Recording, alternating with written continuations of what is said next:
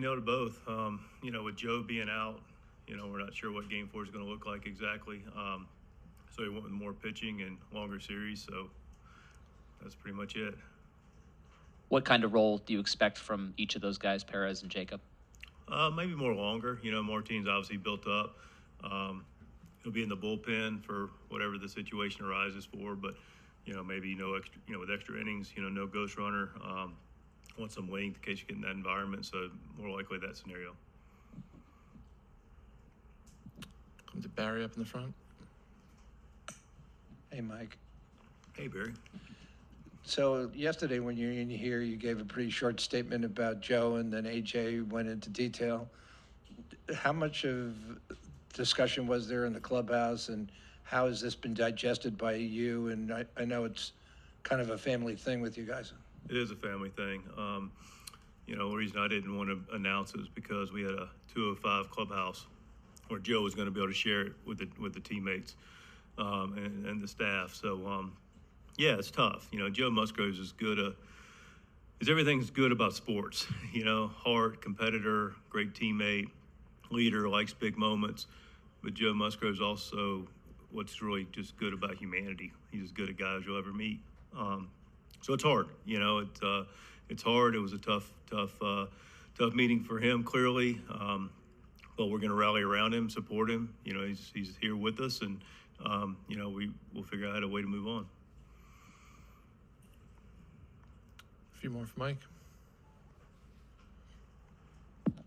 Dennis, third row. Hey, Mike, back in April, I think it was Colorado where you guys scratched Jackson Merrill from a game just to be cautious. And since then, he's played 156 games in the regular season, obviously still going.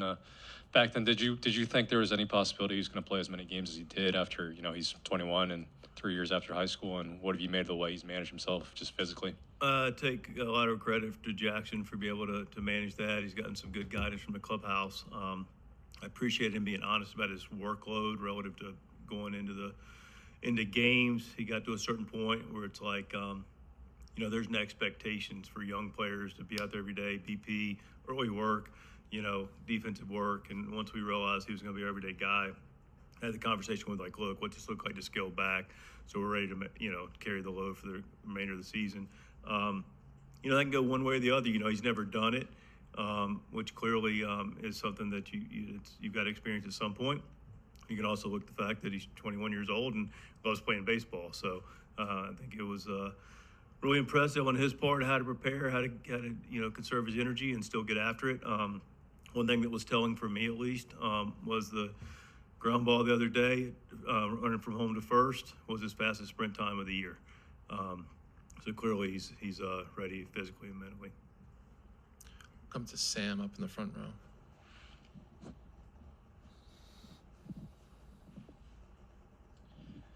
Just to go off of Jackson playing as much as he has, he's talked about the influence that Manny has had on him throughout the season. Just wondering if you could elaborate on the impact that Manny's had both on the field and inside the clubhouse this particular season. Yeah, him being able to show the way by his actions, which he clearly has. Playing hurt, playing not at full strength, beginning of the season coming off the surgery, speaks volumes, and Manny's done that for a long time. His ability, and I get the privilege of seeing this, and I don't go in the clubhouse a ton, but I pay attention. I had conversations with him, and you have stories like you just shared. Manny's done a really nice job of being able to share his experience. He's been able to lead by the proverbial example on the field, but he's also been able to take guys like Jackson under his wing and say, hey, this is what this looks like. This is what, we can get ahead of for you, and just share thoughts for him. He's done that with a lot of guys in the clubhouse. It's been a big part of our club. Come to Bill over here on the right side.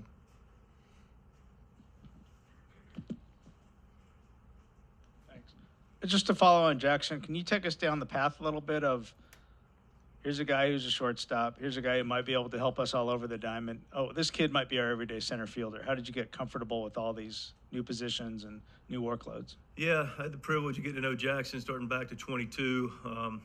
Spent some time with him when he's going through his minor league journey.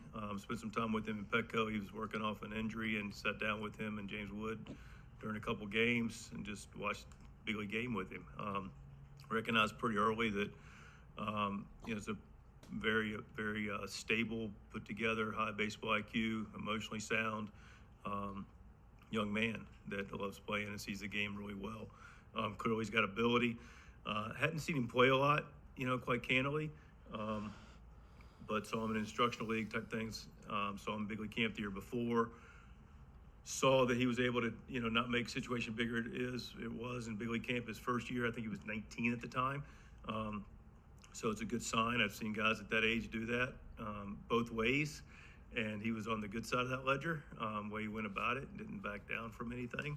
And then as far as him making that switch, we weren't in a strength with outfield, going into spring training. We had Toddy, hadn't signed pro yet, had some guys in camp that we liked clearly. And then, Jackson came up for discussion with Kimmy, Bogey, guys that, we had some depth at shortstop that we were confident in. And also knowing that Jackson was knocking on the door. Let's see what the outfield looks like. So we were forward thinking about that in December, maybe even late November, if I get my time frame right. Got him over to the complex with Vinny Lopez, and who's our field coordinator, also does outfield base running instruction on the minor league side. David Macias, our first base coach, outfield instructor, lives in the area. So we got him with those gentlemen, got him to work on it. So when he showed up to spring training, I called him after I got the job, said, this is a real opportunity for you to make the club, which for him was like whatever it takes. Started initially with left field. We put him in the first spring training game in left field.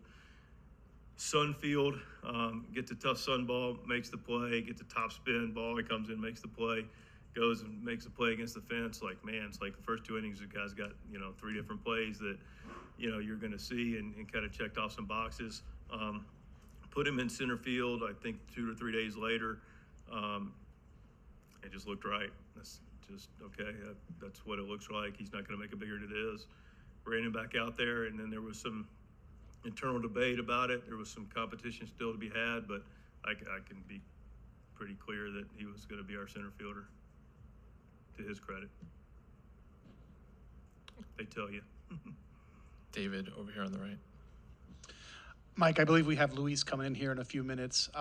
His reputation precedes him as a contact hitter, but seeing him up close every night, what can you tell me what you learned that maybe you didn't know, and just what he brought to the club at the top of that lineup?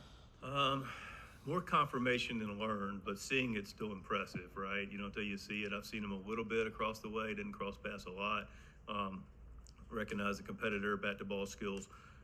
We trade for him, and immediately we were in Arizona, and I get a text from Skip Schumacher, and it's like glowing. And then we talked to each other. He's like, this guy will blow your mind, the way he takes at bats and the way he prepares and the way he sees the game, and then the kind of guy he is, the human he is. He's just a really solid dude. And he's fit in great. And he showed up in 4 knocks the first game, boom, boom, boom. It's like, all right, you watch the preparation, you see how he competes, and he's done nothing but elevate us on the field and off. Any last ones for Mike? All right, thanks for coming in, Mike. We'll see you post game. Right, enjoy your day.